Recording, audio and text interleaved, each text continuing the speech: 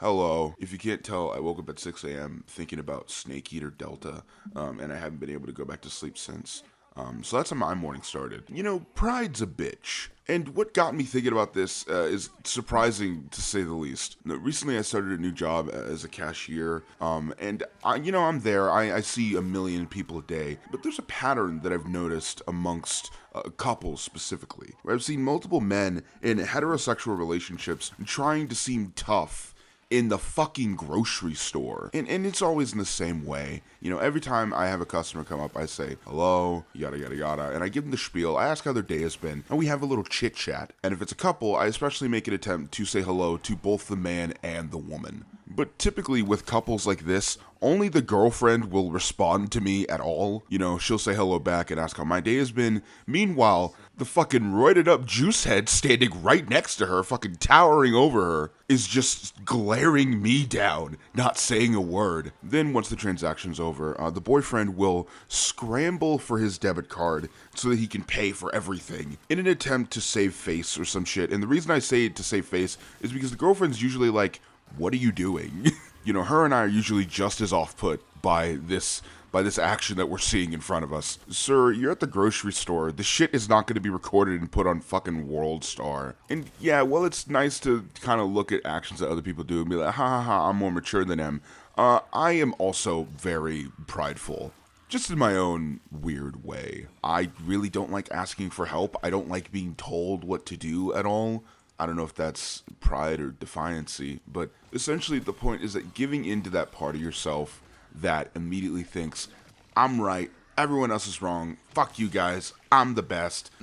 Feeding that and actually using that as your North Star, as your fucking guide through the world, awful. Don't do it. Maybe saying this is gonna definitely give off child of divorce, but once you realize that every single argument in your life could just be solved by someone calmly saying, I'm sorry, and just actually listening to what the other person is saying, once you realize that, nothing's that fucking serious, man. And you know what? I'm definitely thinking of that image of that fucking meme of the two guys on the different sides of the buses. Because depending on my mood, man, I'm like, oh yeah, life is amazing. Life is great. Or I am 2 seconds away from grabbing some C4. I think you see that also in a lot of the ways that people interact with even their friends as well nowadays. Not my friends, obviously, because all my friends are cool. But I'm a little afraid that the general sentiment of the 2020s might become, it's about me and not everyone else. This very hedonistic, it's all about me,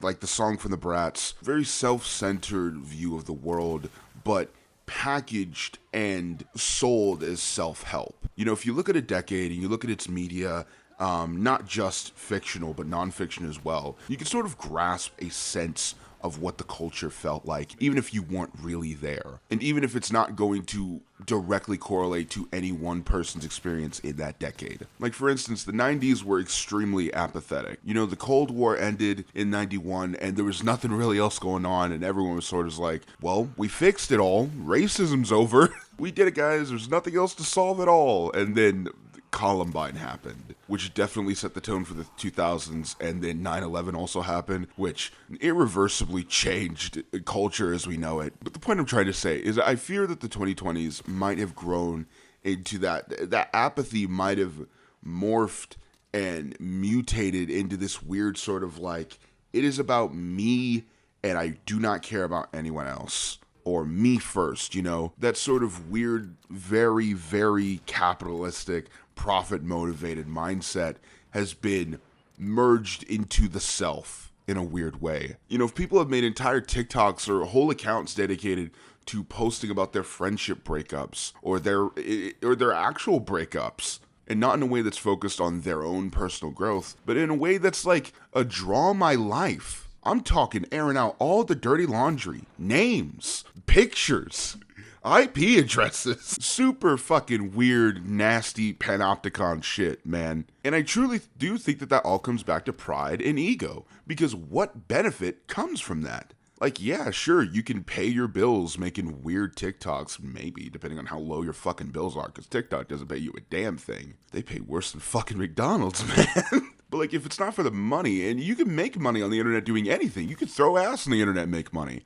So why make content where you're constantly the good guy? Why is that what you choose to do? Where you're not just the good guy, you're the virtuous one. There is no putting your heart there's no heart in your sleeve. There's no bearing who you are. You're just always the voice of reason, which is bullshit.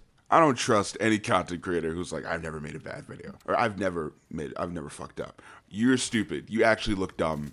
Perfectionism is a poison, and you should not eat it at all. Like, if you want a little perfectionism, that's fine. It's fine to be dedicated to something, but the humanity is the point of what we do. And by we, I mean everyone. It's not just people who make YouTube videos, or people who paint, or people who animate, or people who make fucking weird essays or whatever. It's everybody. The small, unimportant things that you do in life are the actual important part.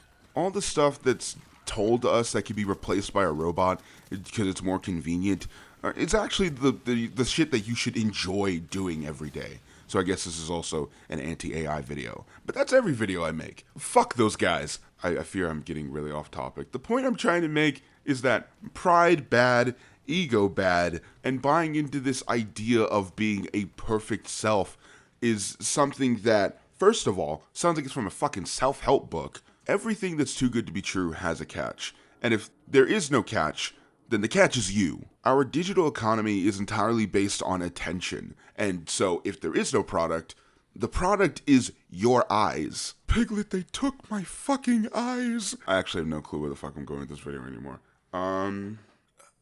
The Otacon, I can't sneak through the base. The clamp of my ass cheeks is reverberating off the walls.